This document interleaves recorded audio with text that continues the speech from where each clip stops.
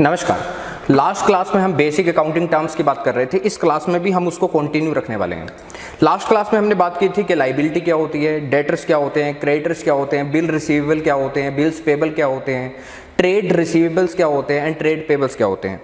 आज हम कुछ और अकाउंटिंग टर्म्स को समझेंगे। लो जी, आइए दोस्त, सबसे पहले मैं बात करता हूँ। मान लीजिए ये 1 अप्रैल है। 1 अप्रैल को ईयर की क्या होती है, बिगनिंग, और 31 मार्च को क्या होती है, क्लोजिंग, क्योंकि हम फाइनेंशियल ईयर फॉलो करते हैं अकाउंटिंग करते समय। मैं कहता हूँ ये दोस्त है 1 अप्रैल 17 और यहाँ पर ख़त्म हुआ ये साल 31 मार्च 18 को। इस पीरियड के दौरान बिजनेस ने जिस चीज़ में बिजनेस डील कर रहा है, जिस सामान को बेचता है, उस सामान को क्या किया होगा, खरीदा होगा। मैं कहता हूँ बिजनेस ने यहाँ पर कुछ गुड्स खरीदे इस पीरियड के दौरान, और वो खरीदे दोस्त 10 लाख रुपीज़ के। और जब साल की क्लोजिंग हुई तो हमने देखा कि 10 लाख रुपए के जो हमने गुड्स खरीदे थे उसमें से 3 लाख रुपए के गुड्स अभी भी बिक नहीं पाए, अनसोल्ड हैं।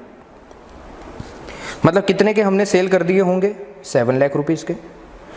अब जो ये स्टॉक यहाँ पर बच गया, जो ये गुड्स यहाँ पर बच गए 3 लाख रुपए के, जो अभी तक नहीं बिके साल के एंड में, इसको हम बोलेंगे दोस्त इस साल का क्लोजिंग स्टॉक, या आप इसको बोल सकते हैं क्लोजिंग इन्वेंट्री। अब इसको आप क्या करेंगे, नेक्स्ट ईयर बेचेंगे। यस दोस्त, नेक्स्ट ईयर बेचेंगे। तो इसके ऊपर जो ये स्टॉक है, इसके ऊपर ओनरशिप किसकी है, बिजनेस की ओनरशिप है। और इस चीज को हम इन फ्यूचर किस में कन्वर्ट करेंगे, कैश में कन्वर्ट करेंगे। तो ये बिजनेस की क्या हुई, इसको हम एसेट भी बोल सकते हैं। बिजनेस की ये एसेट है, मतलब जो स्टॉक बिजनेस के पास बच जाता है साल के एंड में, उसको हम एसेट बोलेंगे। लेकिन इसको हम विद इन 1 ईयर कैश में कन्वर्ट कर देंगे। तो ये कौन सी एसेट हुई दोस्त, करंट एसेट। अब दोस्त यहाँ पर ये साल की एंडिंग हुई थी 31 मार्च 18 को। अब नया साल जो स्टार्ट होगा वो कौन सी डेट को होगा, 1 अप्रैल 18 को। तो जो पिछले साल का क्लोजिंग स्टॉक था वो इस साल का बन जाएगा क्या, ओपनिंग स्टॉक, या आप इसको बोल सकते हैं ओपनिंग इन्वेंट्री। पिछले साल के एंड में आपका 3 लाख का सामान नहीं बिक पाया था, तो इस साल की ओपनिंग इन्वेंट्री या ओपनिंग स्टॉक कितने का होगा, 3 लाख का होगा। लेकिन जो इन्वेंट्री होती है इसके भी काफ़ी टाइप्स होते हैं, जैसे inventory of raw material, inventory of work in progress, inventory of finish goods and inventory of stock in trade. उसको हम बाद में समझेंगे, लेकिन पहले स्टॉक को हमने समझ तो लिया स्टॉक होता क्या, लेकिन एक बार रीड कर लेते हैं।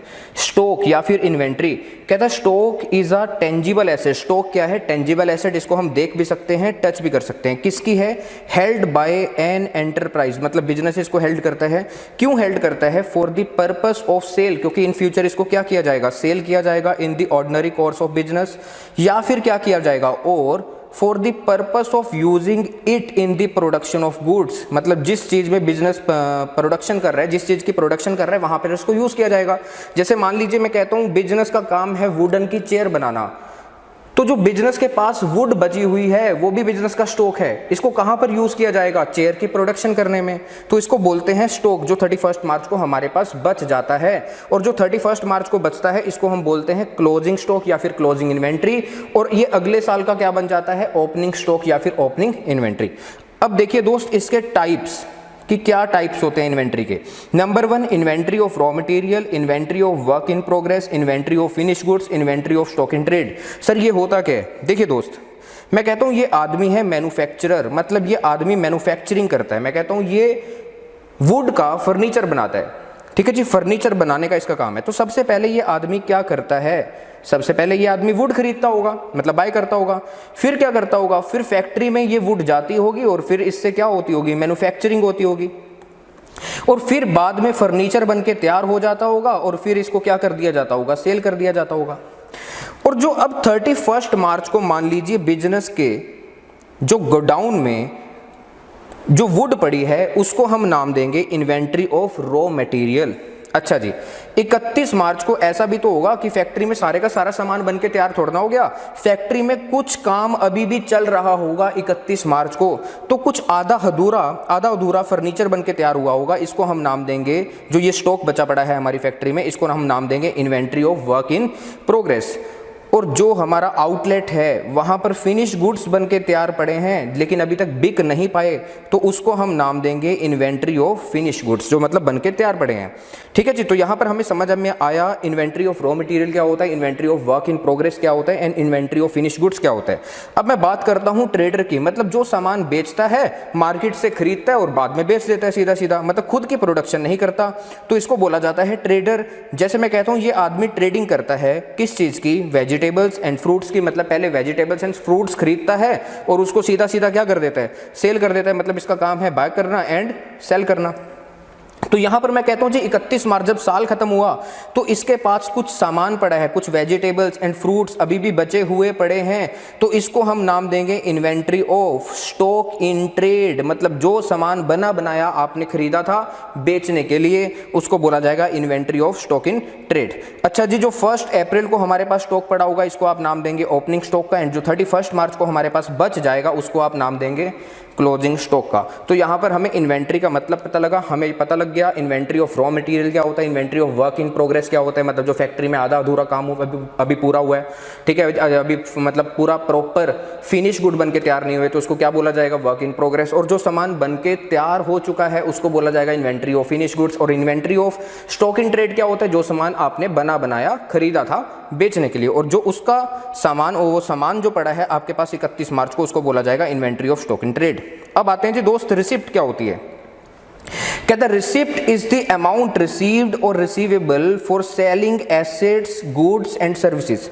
रिसिप्ट का मतलब है बिजनेस को कोई भी ऐसा अमाउंट रिसीव हो रहा है या इन फ्यूचर रिसीव होगा। क्यों रिसीव होगा, क्योंकि बिजनेस ने अपनी एसेट्स को बेच दिया या फिर गुड्स को बेचा या फिर कस्टमर्स को सर्विस प्रोवाइड की, तो उसके बदले में जो भी अमाउंट बिजनेस को रिसीव हुआ या रिसीव होगा इन फ्यूचर तो उसको बोला जाएगा बिजनेस की रिसिप्ट। आगे हम रिसिप्ट को 2 पार्ट्स में बांट देते हैं, एक होती है रिवेन्यू रिसिप्ट, एक होती है कैपिटल रिसिप्ट। रिवेन्यू रिसिप्ट क्या होती है, revenue receipt consist of recurring receipt into the business. Revenue receipt का मतलब है रेकरिंग नेचर की होनी चाहिए, मतलब जो रिसिप्ट बिजनेस को बार बार रिसीव होती है जो कि रेकरिंग नेचर की है, मतलब बिजनेस को बार बार वो पैसा रिसीव होता है जी, ठीक है जी, तो उसको बोला जाएगा रिवेन्यू रिसिप्ट। जैसे मैं कहता हूं जी क्लॉथ का बिजनेस है, वहां पर बिजनेस को जो क्लॉथ बेचकर पैसा रिसीव होगा उसको हम बोलेंगे रिवेन्यू रिसिप्ट, क्योंकि ये रेकरिंग नेचर का काम है। आपका काम क्या था, क्लॉथ को बेचना, तो ये तो बार बार होता रहेगा ना बिजनेस के अंदर, तो इस रिसिप्ट को बोला जाएगा रिवेन्यू रिसिप्ट। कहता है sale proceeds of goods and services, मतलब आप गुड्स को बेच रहे हैं या किसी को सर्विस प्रोवाइड कर रहे हैं, उसके बदले में जो आपके पास पैसा आ रहा है वो होगी रिवेन्यू रिसिप्ट। जैसे मैं कहता हूं बिजनेस ने बैंक में एफडी करवा दी, कुछ अमाउंट की एफडी करवा दी, फिक्स डिपॉजिट करवा दिया, जिसके बदले में बिजनेस को क्या मिलेगा, इंटरेस्ट, और ये भी रेकरिंग नेचर का है, बिजनेस को बार बार मिलता रहेगा, तो ये भी कौन सी रिसिप्ट होगी, रिवेन्यू रिसिप्ट। अच्छा जी, बिजनेस के पास एक प्रॉपर्टी पड़ी थी जिसको बिजनेस ने किराए पर चढ़ा दिया और उसके बदले में हर महीने रेंट आता है, तो ये भी कौन सी रिसिप्ट मानी जाएगी, रिवेन्यू रिसिप्ट, क्योंकि ये भी रेकरिंग नेचर की है। ठीक है जी दोस्त, क्लियर है। अब आते हैं हम कैपिटल रिसिप्ट के ऊपर कि कैपिटल रिसिप्ट क्या होती है।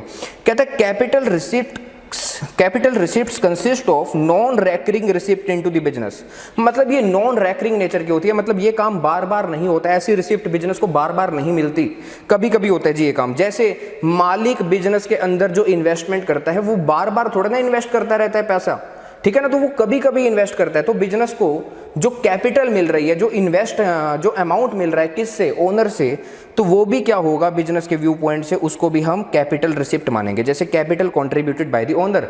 अगला एग्जांपल मैं लेता हूं, बिजनेस ने बैंक से लोन लिया। क्या बिजनेस बैंक से लोन बार बार लेता रहता है, नहीं जी, ऐसा तो नहीं होता ना, बैंक बार बार लोन देगा। तो हमने जो बैंक से लोन लिया उसके बदले में हमें क्या जो अमाउंट रिसीव हुआ, तो वो बिजनेस के व्यू पॉइंट से क्या चीज़ है, रिसिप्ट ही तो है। तो यहाँ पर money borrowed for the business, मतलब आपने अगर बिजनेस के लिए बाहर से मनी बोरो की है, बैंक से लोन लिया है, तो उसको भी कौन सी रिसिप्ट माना जाएगा, कैपिटल रिसिप्ट। अच्छा जी, जैसे मान लीजिए आप क्लॉथ का बिजनेस कर रहे हैं, आपके पास एक फर्नीचर पड़ा है जो कि पुराना हो चुका है, तो आपने सोचा इसको क्यों ना बेच दिया जाए मार्केट में और एक नया फर्नीचर लेके आया जाए।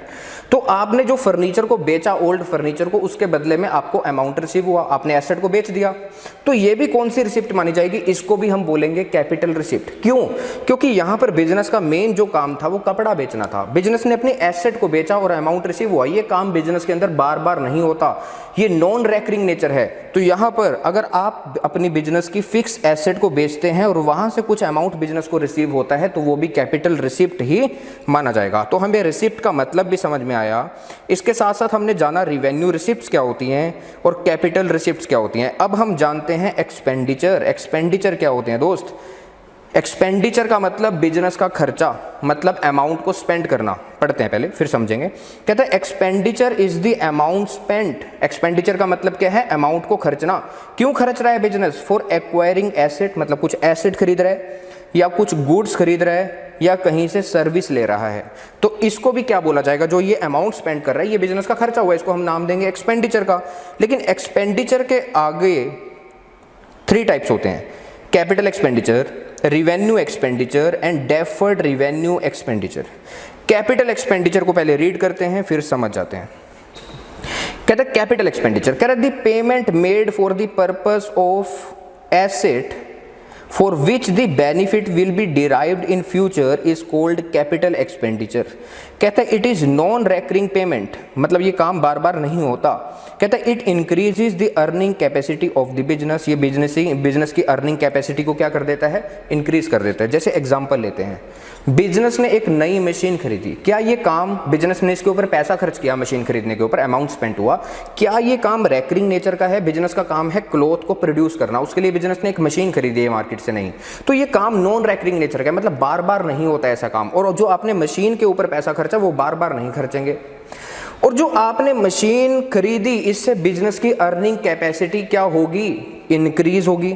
और बिजनेस को क्या मिलेगा इन फ्यूचर? बेनिफिट मिलेगा। तो ये कौन सा एक्सपेंडिचर हुआ? Capital expenditure. कभी कभार हो रहा है ये काम। अच्छा जी, इसके अलावा मैं कहता हूँ बिजनेस ने नया फर्नीचर खरीदा, नया सोफा खरीदा, नया टेबल खरीदा, तो ये काम भी बार बार नहीं होता। इससे बिजनेस की क्या होगी? अर्निंग कैपेसिटी इंक्रीज होगी। बिजनेस ने एक नई बिल्डिंग खरीदी, नया लैंड खरीदा, कंप्यूटर खरीदा। तो यहाँ पर जो बिजनेस अमाउंट स्पेंड कर रहा है वो बिजनेस का एक्सपेंडिचर है। लेकिन कौन सा एक्सपेंडिचर है? Capital expenditure. जैसे लैंड को परचेस करना, बिल्डिंग को परचेस करना, मशीनरी को परचेस करना, कंप्यूटर का परचेस करना। तो ये बिजनेस के कैपिटल एक्सपेंडिचर थे। रिवेन्यू एक्सपेंडिचर को पढ़ते हैं फिर समझ जाते हैं। कहते हैं the amount incurred for the purpose of goods और services which are consumed during the current period is called revenue expenditure. कहते हैं अगर आपने कहीं पर अमाउंट खर्चा और उसका जो बेनिफिट है आपको विद इन 1 ईयर मिल जाएगा, मतलब उसको आप कंज्यूम कर लेंगे विद इन 1 ईयर, तो वो बिजनेस का कौन सा खर्चा होगा? रिवेन्यू एक्सपेंडिचर होगा। जैसे मान लीजिए बिजनेस के अंदर लाइटिंग चल रही है और लाइटिंग को चलते हुए उसका क्या आता है? बदले में क्या आता है? आपको बिल पे करना होता है। तो वो खर्चा कौन सा खर्चा होगा? जो इलेक्ट्रिसिटी का बिल का खर्चा होगा, तो वो कौन सा खर्चा होगा? ये डे टू डे एक्सपेंसेस हैं, इनको हम बोलेंगे रिवेन्यू एक्सपेंडिचर। मैं कहता हूँ जी मैं टीच करता हूँ तो मैं ये पेन खरीद कर लेकर आया, मेरा कुछ खर्चा हुआ, लेकिन इसका बेनिफिट तो मुझे विद इन 1 ईयर मिल जाएगा। ठीक है जी, इसको तो मैं कंज्यूम कर दूंगा कुछ दिनों में। तो ये भी कौन सा खर्चा है? Revenue expenditure. मैंने एक न्यू नोटबुक खरीदी अपने यूज़ के लिए, तो उसकी भी कंजम्पशन हो जाएगी। ये भी डे टू डे एक्सपेंसेस हैं बिजनेस के। अच्छा जी, ऑफिस एम्प्लॉइज की सैलरीज, ऑफिस के क्लीनिंग के खर्चे, एडवर्टाइजमेंट के खर्चे, ये सारे के सारे खर्चे को कौन सा खर्चा मानेंगे आप? Revenue expenditure. क्योंकि ये डे टू डे एक्सपेंसेस हैं, ये बार बार होते हैं, इनका नेचर जो है रेकरिंग नेचर है, ये बार बार होते रहते हैं बिजनेस के अंदर। तो ये सारे के सारे खर्चे को आप बोलेंगे रिवेन्यू एक्सपेंडिचर। तो आइए देखते हैं, जैसे example salaries, rent, insurance, carriage, advertisement etcetera.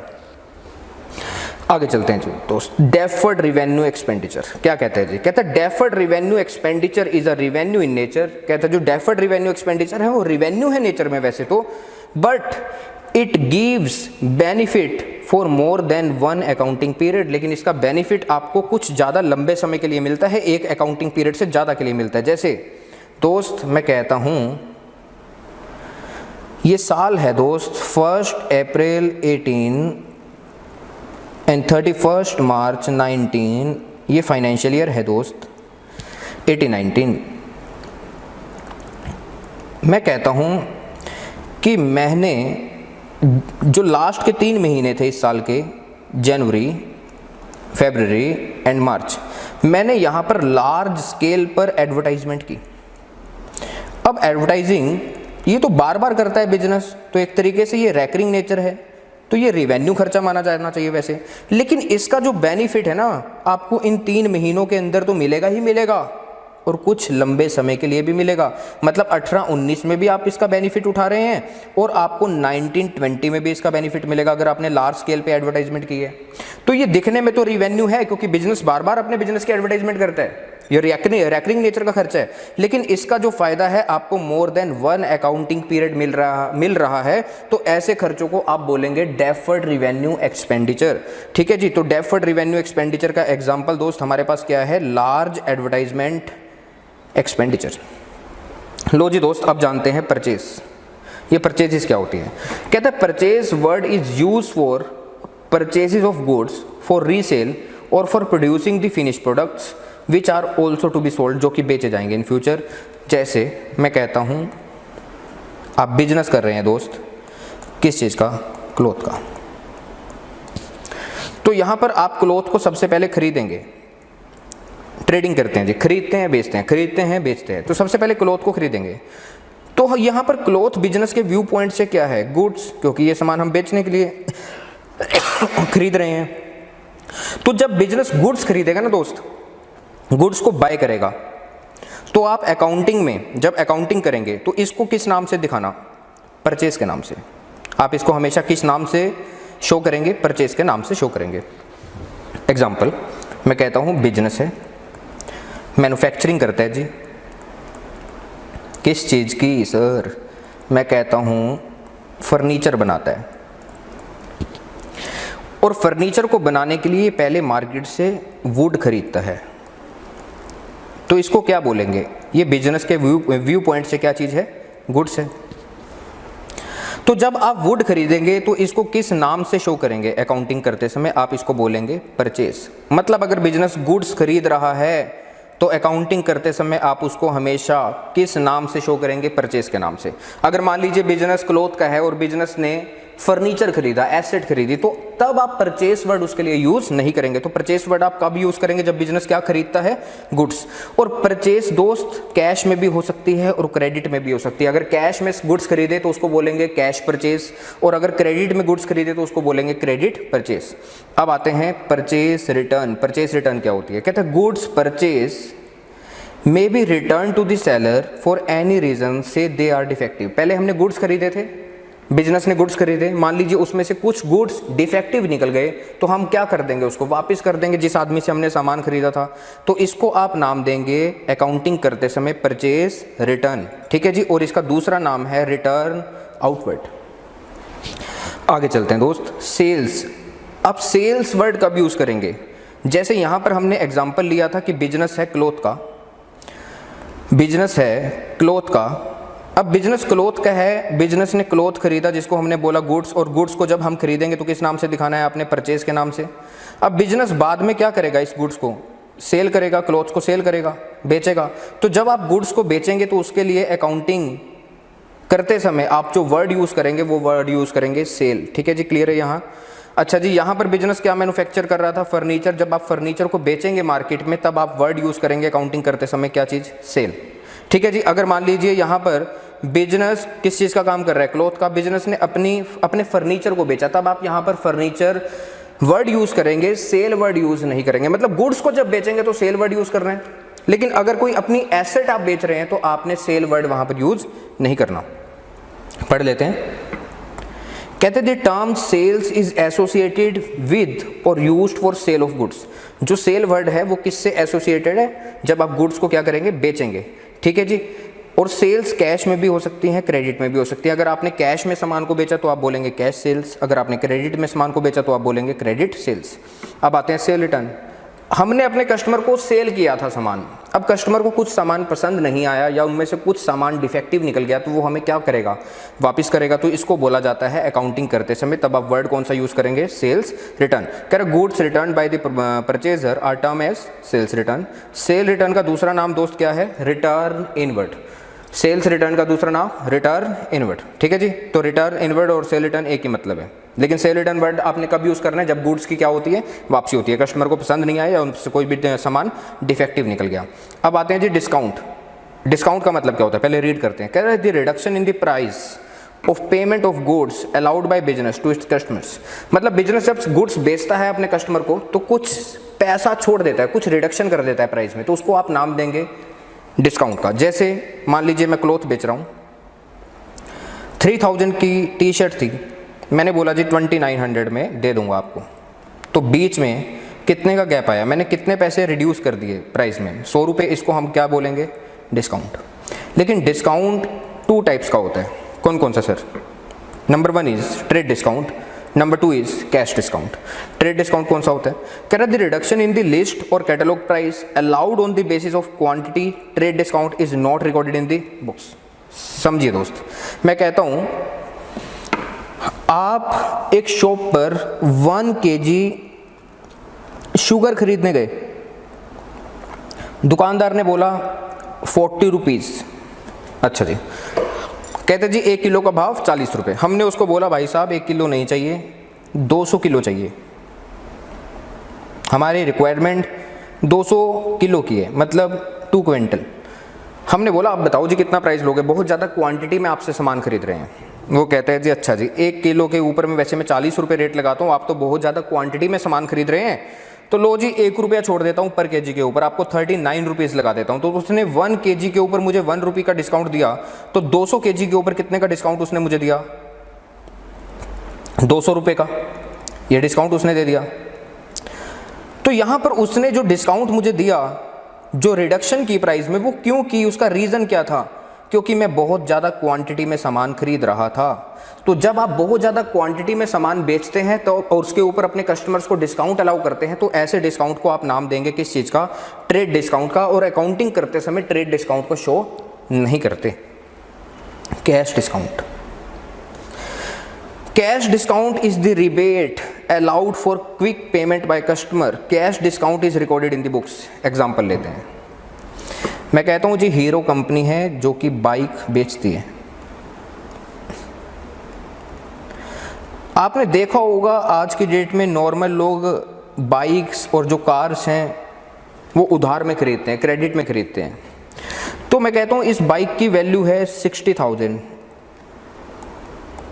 Company को पता है जी लोग उधार में सामान ज़्यादा खरीदते हैं आजकल, तो अगर क्रेडिट में कंपनी इस बाइक को बेचेगी तो ये पड़ेगी बाइक 70,000 की विद इंटरेस्ट, और 10,000 का इसके ऊपर इंटरेस्ट लग जाएगा मान लीजिए। और यहाँ पर कंपनी को जो पैसा रिसीव होगा ये 70,000, ये काफ़ी सालों में रिसीव होगा, काफ़ी देर में रिसीव होगा। लेकिन कंपनी चाहती है इमीडिएट पेमेंट आए, लिक्विडिटी बनी रहे कंपनी के अंदर। तो कंपनी ने कस्टमर्स को बोला वैसे तो आप उधार पे खरीद लीजिए जी, कोई चक्कर नहीं है, लेकिन हम एक स्कीम लेकर आए हैं कि अगर आप कैश में सामान को खरीदते हैं, कैश में बाइक को खरीदते हैं, तो हम ये जो 60,000 की बाइक थी आपको 57,000 रुपीज़ में लगाएंगे, मतलब आपको 3,000 रुपये कम कर देंगे जी हम ये बाइक बेचते समय। तो यहाँ पर कंपनी क्या चाहती है? कंपनी चाहती है जी इमीडिएट पेमेंट रिसीव हो जाए, आज ही पेमेंट रिसीव हो जाए, और उसके बदले में हम क्या दे देंगे? कस्टमर को डिस्काउंट दे देंगे। तो यहाँ पर कस्टमर अगर साथ के साथ पेमेंट करता है तो उसको कितने का फ़ायदा मिलेगा? 3,000 रुपये का। तो इसका मतलब ये जो डिस्काउंट दे रही है कंपनी, क्यों दे रही है? क्योंकि वो कैश इमीडिएट दे रहा है बिजनेस को। तो इसको हम नाम देंगे इस डिस्काउंट को कैश डिस्काउंट। और जब अकाउंटिंग करते हैं ना दोस्त, तो इस कैश डिस्काउंट को आप अकाउंटिंग करते समय रिकॉर्ड करेंगे, मतलब शो करेंगे अपनी बुक्स में। ट्रेड डिस्काउंट को शो नहीं किया जाता, लेकिन कैश डिस्काउंट को शो किया जाता है। अब आता हूँ जी दोस्त मैं डेप्रिसिएशन पे। डेप्रिसिएशन क्या होता है? Depreciation is a fall in the value of asset, मतलब हमारी एसेट में कुछ गिरावट आ जाती है, उनकी वैल्यू में कुछ गिरावट आ जाती है, उसको बोलेंगे हम डेप्रिसिएशन।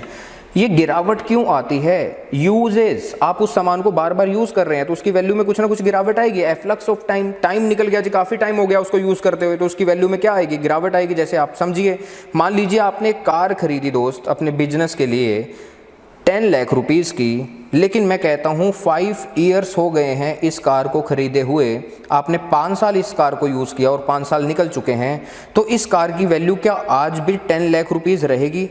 नहीं जी दोस्त, 10 लाख रुपीज़ इस कार की वैल्यू नहीं है, इस कार की वैल्यू कम हो चुकी है। मैं कहता हूँ इस कार की वैल्यू आज की डेट में ओनली 5 लाख रुपीज़ की है। तो यहाँ पर जो कितने की वैल्यू डिक्रीज़ हुई दोस्त? 5 लाख रुपये की वैल्यू डिक्रीज़ हो गई। तो इसको हम रिकॉर्ड करेंगे अकाउंटिंग करते समय, जो वैल्यू कम हुई है ना इसको रिकॉर्ड करेंगे। जितने की वैल्यू एसेट की कम हुई उसको हम अकाउंटिंग करते समय रिकॉर्ड करेंगे। इसको हम अकाउंटिंग लैंग्वेज में नाम देंगे किस चीज़ का, जो ये गिरावट आई वैल्यू में, इसको हम नाम देंगे किस चीज़ का, डेप्रिसिएशन। अब बैड डेट्स क्या होता है, कह रहे the amount that has become irrecoverable from a debtor either due to his insolvency और अदर रीजन। समझ नहीं आया, एक एग्जांपल लीजिए। मैं कहता हूँ ये बिजनेस है, बिजनेस ने अपने कस्टमर को क्रेडिट में सेल की थी 5,000 रुपये की, और इसको बोला था कि भाई साहब 2 महीने बाद पेमेंट कर देना हमारी, मतलब 2 महीने के क्रेडिट पे आपने सामान बेचा था इस आदमी को। लेकिन हो क्या गया, 8 महीने होने पर आए, लेकिन ये आदमी पैसा देने का नाम नहीं ले रहा। क्यों नहीं ले रहा, मैं कहता हूँ जी ये आदमी इंसॉल्वेंट हो चुका है, मतलब ये आदमी कंगाल हो चुका है। जिस आदमी के पास पैसा नहीं बचा, बैंकक्रप्ट हो चुके हैं जी, पैसा ही नहीं है, तो हमारा पैसा कहाँ से दे देगा ये आदमी, या इसकी मंशा नहीं है हमारा पैसा वापस करने की। तो बिजनेस को लगता है 2 महीने का उधार पे हमने इसको सामान बेचा था, 8 महीने गुजर गए, हम इससे बार बार पैसे मांग रहे हैं, लेकिन ये आदमी डिफ़ॉल्टर निकला और हमारे पैसे नहीं दे रहा। और अब कंपनी को लगता है, अब बिजनेस को लगता है ये अमाउंट इन फ्यूचर हमें रिसीव नहीं होने वाला, तो यहाँ पर कंपनी को लगता है ये अमाउंट रिकवर नहीं होगा, तो इस अमाउंट को नाम देंगे bad debts. Business accounting language में जो अमाउंट रिसीव नहीं होता, हमको अपने डेटर से उसको नाम देता है बैड डेट्स, और ये बिजनेस के व्यू पॉइंट से दोस्त लॉस माना जाएगा। ये बिजनेस के लिए क्या है, लॉस। तो यहाँ पर बिजनेस को कितने का लॉस हो रहा है, 5,000 रुपये का, तो इसको बोलेंगे आप अकाउंटिंग लैंग्वेज में बैड डेट्स। आइए जी नेक्स्ट टर्म पे चलते हैं, जिसको हम बोलेंगे रिवेन्यू। रिवेन्यू क्या चीज़ होती है जी, पढ़ लेते हैं। कहता है revenue in accounting means the amount of recurring nature from any source. मतलब जो काम बिजनेस बार बार करता है और उसके बदले में जो अमाउंट बिजनेस को रिसीव होता है उसको बोलेंगे रिवेन्यू। जैसे मान लीजिए बिजनेस का काम था क्लॉथ को बेचना, तो यहाँ पर क्लॉथ को जो बेचकर पैसा बिजनेस को मिल रहा है उसको बोलेंगे रिवेन्यू। या बिजनेस सर्विस प्रोवाइड करता है, जैसे मैं टीचर हूँ, मैं बच्चों को सर्विस प्रोवाइड करता हूँ, उसके बदले में जो फीस आती है उसको हम नाम देंगे किस चीज़ का, रिवेन्यू का। ये बिजनेस का मेन काम था। इसके अलावा भी कहीं और से भी बिजनेस को पैसा मिलता है जो कि रेकरिंग नेचर का होता है। जैसे मान लीजिए बिजनेस ने बैंक में पैसा डिपॉजिट करवाया, एफडी करवा दी, उसके बदले में क्या मिलेगा, इंटरेस्ट मिलेगा। तो ये इंटरेस्ट जो मिल रहा है बिजनेस को, ये भी क्या होगा, रिवेन्यू। बिजनेस के पास एक प्रॉपर्टी खाली पड़ी थी, बिजनेस ने उसको रेंट पर चढ़ाया और रेंट मिलता है जी हर महीने, तो यहाँ पर जो रेंट बिजनेस को मिल रहा है ये भी क्या बोलेंगे जी, इसको रिवेन्यू। लेकिन यहाँ पर बिजनेस का मेन काम क्या था, गुड्स को बेचना या सर्विस प्रोवाइड करना। बिजनेस का मेन काम एफडी करना नहीं था या रेंट का पैसा कमाना नहीं था। तो जो बिजनेस का मेन काम था उसके बदले में जो बिजनेस को रिसिप्ट हो रहा है, जो पैसा मिल रहा है, उसको हम बोलेंगे रिवेन्यू फ्रॉम ऑपरेशन। तो रिवेन्यू क्या होता है जी, जो रेकरिंग नेचर का है, जो बार बार बिजनेस को मिलता है, एनी सोर्स, कहीं से भी, ठीक है जी। जैसे एग्जांपल, आप क्लॉथ का बिजनेस कर रहे हैं, आपने शर्ट बेची दोस्त 3,000 रुपए की, ये बिजनेस के लिए क्या है, रिवेन्यू, ये पैसा मिला। मैं टीचर हूं, मैंने बच्चे से फीस ली 12,000, ये क्या है, रिवेन्यू। लेकिन ये मेरा मेन काम था, तो इसको मैं बोलूँगा revenue from operation. Revenue from operation. यहाँ पर जो क्लॉथ बिजनेस था, क्लॉथ का बिजनेस था, उसका मेन काम था क्लॉथ को बेचना, जो उसको 3,000 रुपये रिसीव हुए शर्ट बेच के, तो वो भी उसके लिए क्या है, रिवेन्यू फ्रॉम ऑपरेशन। लेकिन मान लीजिए मैंने बैंक में एफडी करवा रखी है जिसके ऊपर मुझे हर महीने इंटरेस्ट मिलता है, तो उसको भी मैं बोलूँगा रिवेन्यू, बिजनेस का रिवेन्यू होगा। मान लीजिए मुझे हर महीने 2,000 रुपये का इंटरेस्ट कहीं से मिलता है, तो ये भी बिजनेस का रिवेन्यू है, लेकिन मैं इसको रिवेन्यू फ्रॉम ऑपरेशन नहीं बोलूँगा क्योंकि ये मेरा मेन काम नहीं था।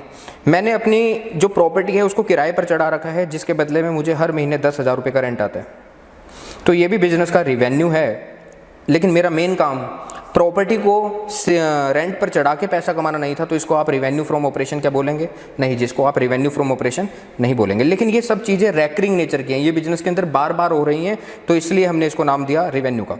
अब इनकम क्या होती है, कहते हैं जी इनकम का मतलब, income is different from revenue. हालांकि रिवेन्यू का मतलब अलग है और इनकम का मतलब अलग है।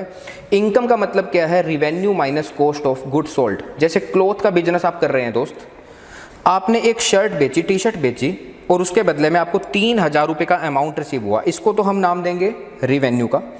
लेकिन जो टी शर्ट की कॉस्ट थी जिसको आपने बेचा उसकी कॉस्ट थी 2000 रुपीज़। तो इनके बीच का जो डिफरेंस होगा ना दोस्त, जो आपको फ़ायदा हुआ इनके बीच में, कितने का फ़ायदा हुआ दोस्त? 1000 रुपीज़ का। आप इसको प्रॉफिट नाम नहीं देंगे, आप इसको नाम देंगे किस चीज़ का? इनकम का। प्रॉफिट क्या होता है उसको भी समझ लेते हैं अभी, ठीक है जी। तो यहाँ पर इस एग्जाम्पल में 3000 रुपये बिजनेस के लिए रिवेन्यू था और इनकम कितने की थी? Revenue minus cost of good sold. 3000 रुपये आपको रिवेन्यू हुआ और उसकी कॉस्ट कितनी थी टी शर्ट की जो आपने बेची? 2000 रुपये। तो 1000 रुपये जो आपको फ़ायदा हुआ उसको हम नाम देंगे इनकम का।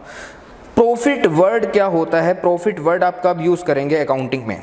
प्रॉफिट का मतलब होता है total revenue minus total expense relating to generating revenue. मतलब ये जो रिवेन्यू आपने कमाया, जो टोटल रिवेन्यू आपको हुआ, इस रिवेन्यू को कमाने में जो आपका टोटल खर्चा हुआ, अगर उसको माइनस कर दिया जाए टोटल रिवेन्यू में से तो उसको बोला जाएगा बिजनेस का प्रॉफिट। लेकिन ये हम कब कैलकुलेट करते हैं? पूरे अकाउंटिंग पीरियड का। जैसे एग्जाम्पल दोस्त, आपका अकाउंटिंग पीरियड होता है 1 अप्रैल टू 31 मार्च, ये पीरियड होता है जी। तो इस पीरियड के अंदर बिजनेस को जितने भी रिवेन्यू मिले उनका टोटल कर दिया जाए तो उनको बोलेंगे टोटल रिवेन्यू। अगर इसमें से माइनस कर दिया जाए इन टोटल रिवेन्यू से रिलेटेड जितने भी खर्चे हैं जिसको हम बोलेंगे टोटल एक्सपेंस, तब जो अमाउंट हमारे पास बचेगा इसको हम नाम देंगे किस चीज़ का? प्रॉफिट का। आइए एक एग्जाम्पल लेते हैं। जैसे मैं कहता हूँ क्लॉथ बिजनेस है, क्लॉथ में डील कर रहा है जी बिजनेस। मैं कहता हूँ इस बिजनेस ने टोटल जो सेल्स की हैं 50 लाख रुपए का सामान बेचा है जी, क्लॉथ जो बेचा 50 लाख का। बिजनेस को रेंट भी रिसीव हुआ 10 लाख रुपीज़ का, इंटरेस्ट भी रिसीव हुआ 10 लाख रुपीज़ का। तो इसका मतलब बिजनेस के टोटल रिवेन्यू कितने हुए पूरे साल के अंदर? 70 लाख। लेकिन बिजनेस ने इस साल जो सामान बेचा, जो सेल्स की हैं, उसको खरीदा कितने में था? उस सामान को, जो सामान हमने बेचा वो 35 लाख में खरीदा था। इसके अलावा बिजनेस के कुछ और एक्सपेंडिचर हुए, जैसे सैलरी पे की बिजनेस ने, इलेक्ट्रिसिटी बिल पे किया, एडवर्टाइजमेंट पे की, एडवर्टाइजमेंट का कुछ खर्चा हुआ, ऑफिस एक्सपेंस पे किए 4 लाख, 1 लाख, 1 लाख एंड 5 लाख। तो टोटल एक्सपेंस कितने के हो गए बिजनेस के? 46 लाख। और टोटल रिवेन्यू कितने का आया था? 70 लाख। तो अगर मैं 70 लाख में से 46 लाख को माइनस कर दूं तो मेरे पास आता है 24 लाख, जिसको मैं क्या नाम दूंगा? प्रॉफिट। तो यहाँ पर प्रॉफिट आप किस तरीके से कैलकुलेट करेंगे? टोटल रिवेन्यू आप देखेंगे कितने हुए बिजनेस को टोटल रिवेन्यू, उसमें से अगर आप टोटल एक्सपेंस को माइनस कर दें तो आपके पास आ जाएगा प्रॉफिट। तो रिवेन्यू एक अलग चीज़ है, प्रॉफिट एक अलग चीज़ है और इनकम एक अलग चीज़ है। हालांकि देखने में एक जैसी चीज़ें सी लगती हैं, लेकिन आपको अच्छे तरीके से समझ होना चाहिए। आप कॉमर्स के स्टूडेंट हैं, अकाउंटिंग सीखने वाले हैं, अकाउंटिंग करने वाले हैं, तो यहाँ पर आपको डिफरेंस पता होना चाहिए कि रिवेन्यू क्या है, टोटल रिवेन्यू क्या है, एक्सपेंस क्या है, टोटल एक्सपेंस क्या है, इनकम क्या है और प्रॉफिट क्या है। अब ये गेन क्या होता है पहले रीड करते हैं फिर इसको समझते हैं। तो देखिए दोस्त, कहते हैं it is a profit of irregular nature resulting from the transactions or events incidental to the business. समझ नहीं आया? मैं कहता हूँ जी दोस्त, आप क्लॉथ का बिजनेस कर रहे हैं तो यहाँ पर आपकी रेगुलर एक्टिविटी कौन सी है? क्लॉथ को बेचना। लेकिन आप कुछ ऐसा काम करते हैं बिजनेस के अंदर, ऐसी ट्रांजैक्शन करते हैं या कोई ऐसी इवेंट बिजनेस के अंदर होती है जिससे बिजनेस को कुछ फायदा मिलता है, उसको बोला जाएगा गेन। जैसे क्लॉथ का बिजनेस था तो इस बिजनेस के पास एक ओल्ड मशीन पड़ी है जिसको बिजनेस ने क्या किया? सेल किया। उसकी कॉस्टिंग कितनी थी? 45,000 रुपये। बिजनेस ने उसको 45,000 रुपये में खरीदा था कुछ साल पहले, लेकिन आज की डेट में उसकी बुक वैल्यू मैं कहता हूं 30,000 रुपये रह गई। हमारी किताबों के मुताबिक उसकी डेप्रिसिएशन लगने से उसकी वैल्यू कितनी हो गई? 30,000। तो मेरे लिए उसकी वैल्यू आज की डेट में 30,000 है। मैंने उसको मैं कहता हूं मार्केट में बेच दिया 60,000 रुपीज़ में। तो यहाँ पर आपने इस सामान को 60,000 में बेचा जिसकी बुक वैल्यू मेरी किताबों में वैल्यू 30 थी, तो आपको कितने का फायदा हुआ? 30,000 रुपये का। इसको आप बोलेंगे गेन। आपके दिमाग में ये चल रहा होगा सर 45 में खरीदा आपने, तो 45 में खरीदा था तो 60 में कैसे बेच दिया? दोस्त सुनिए, ये मशीन मैंने कुछ साल पहले खरीदी थी, मैं कहता हूँ 7 ईयर्स पहले खरीदी थी। लेकिन अगर आप इसको आज मार्केट में लेने जाए ना तो इसका प्राइस कितना पड़ेगा आपको? 1 लाख रुपीज़। लेकिन मैंने कस्टमर को उसको कितने में बेच दिया? 60,000 रुपीज़ में। हालांकि मेरी किताबों में उसकी वैल्यू कितनी थी? 30,000। तो मुझे कितने का फ़ायदा यहाँ पर मिल रहा है? 30,000। इसको आप अकाउंटिंग में जानेंगे किस नाम से? गेन के नाम से, क्योंकि ये बिजनेस की इरेगुलर एक्टिविटी थी, इरेगुलर ट्रांजैक्शन थी, इरेगुलर इवेंट थी।